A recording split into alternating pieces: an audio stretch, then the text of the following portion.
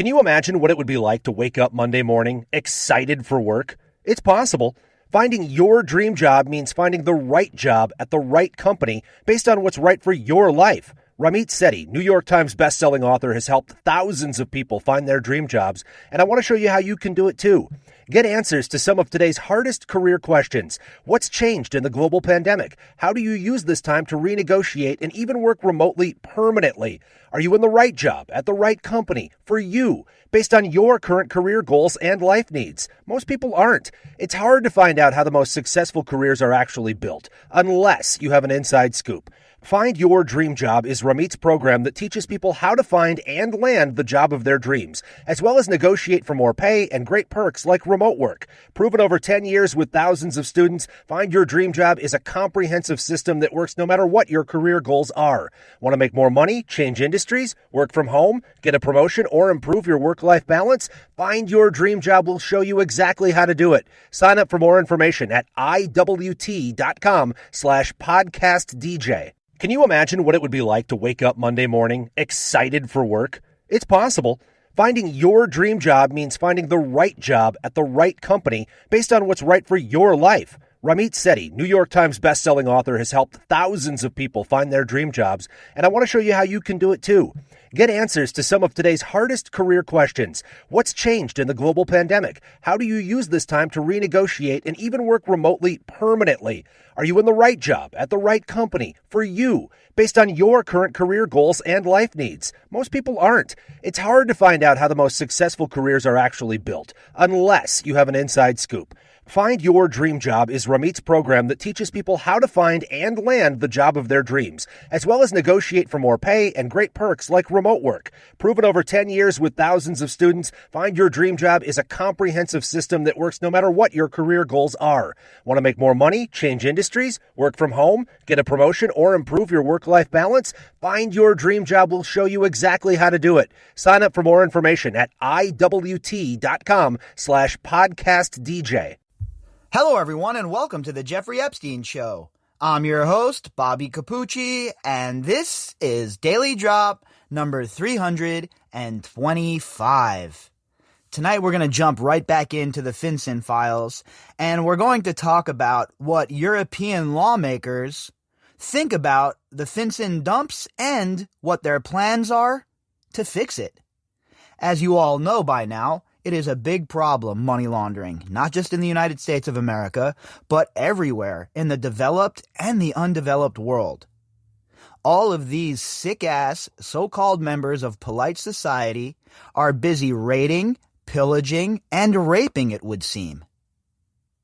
And we just sit back and take it because our legacy media is way too busy trying to get you to hate each other than to actually inform you about things that truly affect your lives. Isn't that nice? Isn't that such a great job by them? So every time you're paying for that New York Times subscription or that Washington Post subscription to get to the propaganda behind their paywalls, remember who you're dealing with. These people in the legacy media have done such a shitty job that there should be repercussions for them. Instead of informing us about serious situations and breaking it down with great exposés and, programs that span 5 episodes, we get a blip about stuff like this in the mainstream media, right? They don't want to get into these details. They don't want to talk about this stuff because their bosses are part of it. What's all the legacy media, the main media is owned by what, like 5 or 6 companies? And you really think that the people that are in charge of these companies, the people sitting in these boardrooms, aren't taking advantage of the offshore system that has been put in place by Congress? Hell yeah, they have. So why would they report on it? And why would they want you to even have any idea what is going on? Well, like I said previously, the biggest mistake they ever made was locking us all in our homes for 6 months. Because boy, oh boy, has there been some time for some deep dives.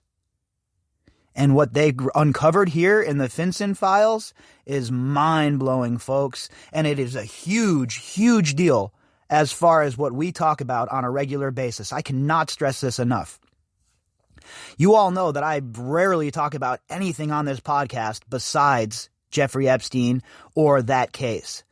And this should show you how much I think that these FinCen file drops are relevant to the case we're talking about. Because at the end of the day, all of these people that we're discussing, Jeffrey Epstein, Ghislaine Maxwell, Jess Staley, Glenn Dubin, Jean-Luc Brunel, etc., were all involved with shell companies. They were all involved in financial crimes. And unless we have the context to see the whole entire picture, unless we can build the whole entire model, then we're not going to know what the end result will be, right? And to do that, we have to explore every chamber that is open to us when it comes to this case. And these FinCen files and how these banksters have been able to manipulate these systems to continue these criminal enterprises is so disgusting and gross to me that I can't even put it into words how angry it makes me. These people have been doing this since the banking system has been created, folks. Since Jesus walked into the church, or the temple, and overturned the table of the lenders. That's how long these banksters have been at it. And even before then, I'm sure all the way back in ancient Babylon and Sumeria, you had banksters that were manipulating and taking advantage of the system and the people. And for all the millennia that we've been around in civilization, etc., it's been the same story.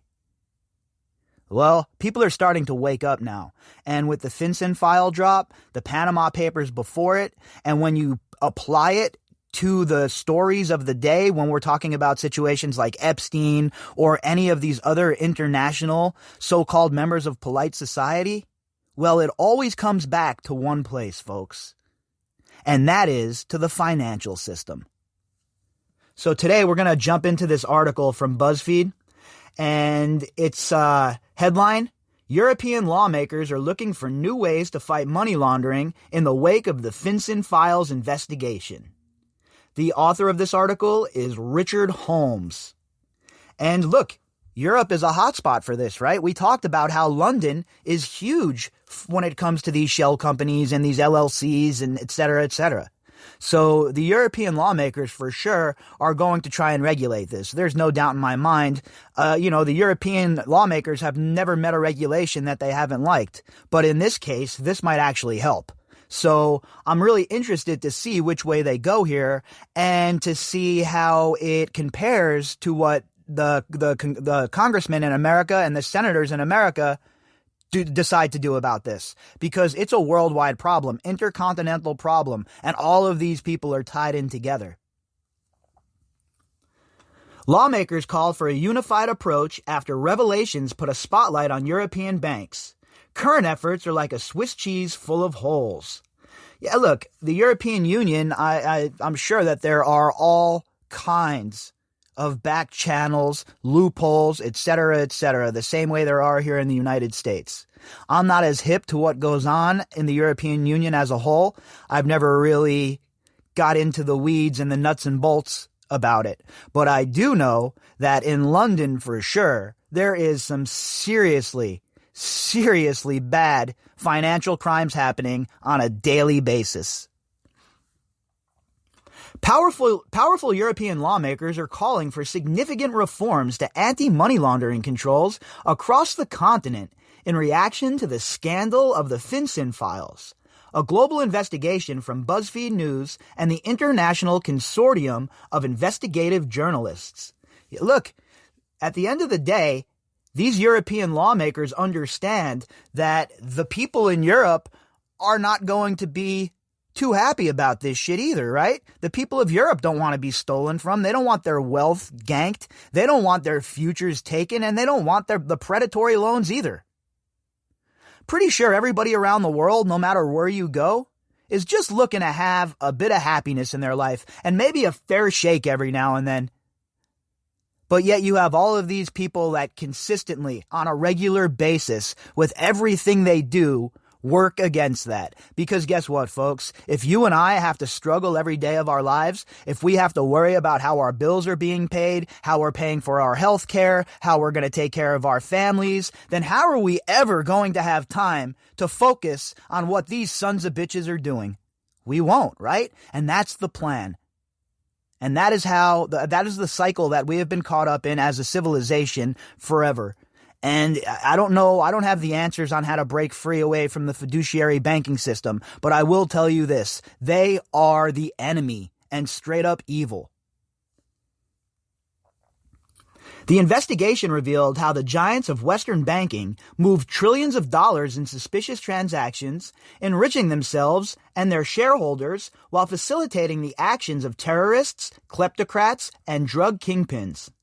The documents have spotlighted suspicious transactions involving a number of Europe's largest banks, including HSBC, Deutsche Bank, and Commerzbank. And again, how many times are we going to hear Deutsche Bank be brought up into the conversation? Are there ever going to be real penalties for these people? Are there ever going to be penalties for the people that work at these companies? Or are we just going to keep fining the companies, the entities, and giving them a little slap on the shoulder for $150 million? I know it sounds like a lot of money for us, and it is a lot of money, no doubt about it. But for these people, forget it. That's nothing. That's a half a day of swaps. So you can't penalize these people monetarily. It has to be truly sanctions. They have to go to jail. There has to be prosecutions, whatever it may be. But it cannot just be monetary penalties, folks. That is not enough of a deterrent. During a session Thursday of the European Parliament in Brussels, lawmakers debated how to better combat money laundering.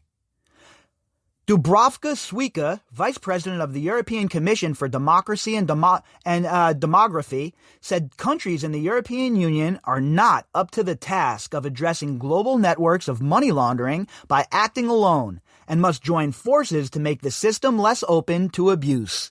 Yeah, I would think that the European Union, being a union, that they would be, together on this and get everything tightened up. But again, I'm sure that there's all kinds of political infighting going on, struggles we don't even know about, lawmakers who are against it because they're enriching themselves. The same story that plays out in America, I'm sure.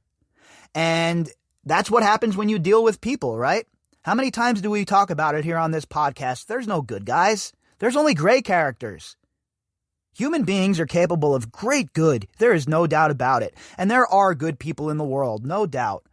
But those same good people can become bad if you put a sword in their hand. You understand? Circumstances, my friends. And with people like this, they're going to try to enrich themselves. You know that there's going to be people trying to enrich themselves, and there are. We've seen it here in America. How many politicians in America have went into office with their net worth being a few $100,000, and then they leave and they're worth millions? How is that even possible on your salary? And nobody questions it. Nobody gets agitated about it. Nobody calls them out on it. And I am sure the same exact thing is going on in Europe. The FinCen files illustrate the vast scale of the problem, Suica said. The European Union has to act decisively and collectively with the European approach to supervision. So, in layman's terms, that means get ready for a regulation party. Europe loves to drop regulations on business and banks, et cetera, et cetera. So I would expect that there's going to be some heavy regulating coming in the future for European banks as a direct result of the FinCen files and what they have brought to light. Because these European regulators, they have no qualms with the regulations, folks. They really love them. They go a bit overboard, in my opinion, with the regulations. But again, I'm not a citizen there, and my opinion ain't worth shit, right? Several members of parliament called for a centralized and uniform European framework to tackle money laundering. Well, that would be pretty interesting. It would kind of be like a FinCen database. I wonder how they would put that into effect and what would go into it and who would be in charge of it. There's a lot of details that obviously will have to be worked out within the European Union in Brussels, and there will definitely be some going back and forth over that. We'll keep an eye on it and we'll see how it progresses, and we will see what they come up with. Eero Hanaloma, treasurer for the Progressive Alliance of Socialists and Democrats in the European Parliament, said current anti-money laundering efforts are like a Swiss cheese full of holes and called for a uniform regulatory framework. Yeah, well, who can disagree with that? I mean, who cares what your politics are? The guy has a good idea, right? See, that's the point I'm at now with politics. If an idea is good, I don't care what party you're with or any of that shit. At the end of the day, I'm looking for my life to be just a little bit better. And if your policies can make my life a little bit better, then you can guarantee that I'm going to be thinking about voting for you. Besides that, I don't even... What do the political parties even stand for anymore? Nobody knows. They don't have platforms. All they are hit jobs about the other side, blaming the other side. Nobody ever taking responsibility. No one ever picking up the ball and moving it forward. And we just stay stuck in neutral. Despite these alarms, banks still often execute these transactions. And again, it's thanks to the great work of journalists that the scandal is revealed, he said. It demonstrates once again that the existing money laundering system simply does not work. He's 100% right, and about both of those, by the way. I'm very hard on a lot of these legacy media outlets, right, and the reporters that work for them. But when it comes to stuff like this, anyone who isn't impressed by the work done by these investigative journalists is probably carrying some sort of grudge or has some kind of political beef or whatever it may be. But when you look at the work that was done here, and you look at the files that were brought together and were released to the public, and you see what good investigative journalists can do when they have a mind to actually do work, well, this is the result. When are we going to have 88 journalists or 400 journalists come together and dig into the Jeffrey Epstein case? Because my friends at the consortium of journalists and at BuzzFeed and all these other places, I guarantee you there is more of a story here than anybody has ever put out. Sven Giegold, the economic and financial policy spokesperson for the Greens European Free Alliance in the European Parliament, echoed his parliamentary peer and slammed Europe's current anti-money laundering measures, adding that a centralized system is needed. I would think so. With all of the states in the European Union, there has to be some sort of centralized database, right? Or how are you going to regulate this? If you don't have it centralized and it's each country, you're relying on compliance officers from each country to get together and work together to yank the suspicious activity. I don't really understand how it even works over there right now. In America, it's a shit show, but they have that database at the very least, right? So over in Europe, I think a centralized system is probably the best bet for them to try and combat this. But at the end of the day, no matter what system you have in place, it's all about the penalties.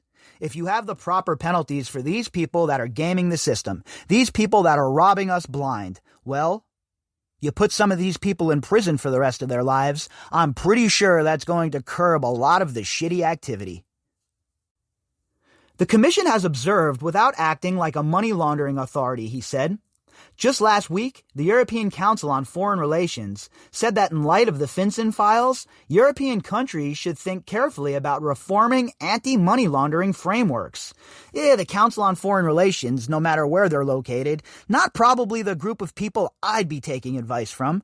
Another group of people who are part of so-called polite society. Jeffrey Epstein was part of it, donated money to it, etc., etc. Anytime I see the CFR, the Council of Foreign Relations, or anything related to it, I am skeptical and I do not trust them. They should recognize that they have no more success by forming partnerships with financial giants on financial regulation than they would by forming partnerships with energy giants on climate policy, the European think tank said. Well, look, I agree with that, right? A broken clock's even right 2 times a day.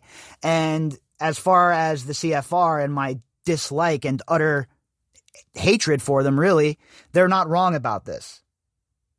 You can't go into business with the banks and expect them to regulate themselves, no more than you can expect Chevron, BP, or Exxon to do the right thing if there's no regulation and oversight over them. When you're dealing with this amount of money, you're dealing with a lot of people who are unscrupulous, who do not have any problem not playing by the rules. And these are the people that are in charge of our financial system.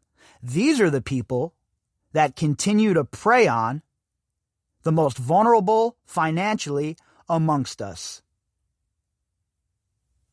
And yet nobody in the legacy media has really dug in, has really done the right thing, and done a huge expose on these people. Instead, we continue to allow them to steal, we continue to allow them to cheat, and we continue to allow them to keep the rest of us under their thumb. My question to all of you out there is, how much longer are we going to accept that? If you'd like to contact me, you can do that at bobbycapucci@protonmail.com. That's BOBBYCAPUCCI@protonmail.com. You can also find me on Twitter at BOBBY_CAPUCCI. All of the links that go with this episode can be found in the description box. All right, everybody, I'll be back tomorrow morning, and we'll start all over again. Can you imagine what it would be like to wake up Monday morning excited for work? It's possible. Finding your dream job means finding the right job at the right company based on what's right for your life. Ramit Sethi, New York Times bestselling author, has helped thousands of people find their dream jobs, and I want to show you how you can do it too. Get answers to some of today's hardest career questions. What's changed in the global pandemic? How do you use this time to renegotiate and even work remotely permanently? Are you in the right job at the right company for you, based on your current career goals and life needs? Most people aren't. It's hard to find out how the most successful careers are actually built, unless you have an inside scoop. Find Your Dream Job is Ramit's program that teaches people how to find and land the job of their dreams, as well as negotiate for more pay and great perks like remote work. Proven over 10 years with thousands of students, Find Your Dream Job is a comprehensive system that works no matter what your career goals are. Want to make more money, change industries, work from home, get a promotion, or improve your work-life balance? Find Your Dream Job will show you exactly how to do it. Sign up for more information at iwt.com/podcastdj. Can you imagine what it would be like to wake up Monday morning excited for work? It's possible. Finding your dream job means finding the right job at the right company based on what's right for your life. Ramit Sethi, New York Times bestselling author, has helped thousands of people find their dream jobs, and I want to show you how you can do it too. Get answers to some of today's hardest career questions. What's changed in the global pandemic? How do you use this time to renegotiate and even work remotely permanently? Are you in the right job at the right company for you, based on your current career goals and life needs? Most people aren't. It's hard to find out how the most successful careers are actually built, unless you have an inside scoop. Find Your Dream Job is Ramit's program that teaches people how to find and land the job of their dreams, as well as negotiate for more pay and great perks like remote work. Proven over 10 years with thousands of students, Find Your Dream Job is a comprehensive system that works no matter what your career goals are. Want to make more money, change industries, work from home, get a promotion, or improve your work-life balance? Find Your Dream Job will show you exactly how to do it. Sign up for more information at iwt.com/podcastdj.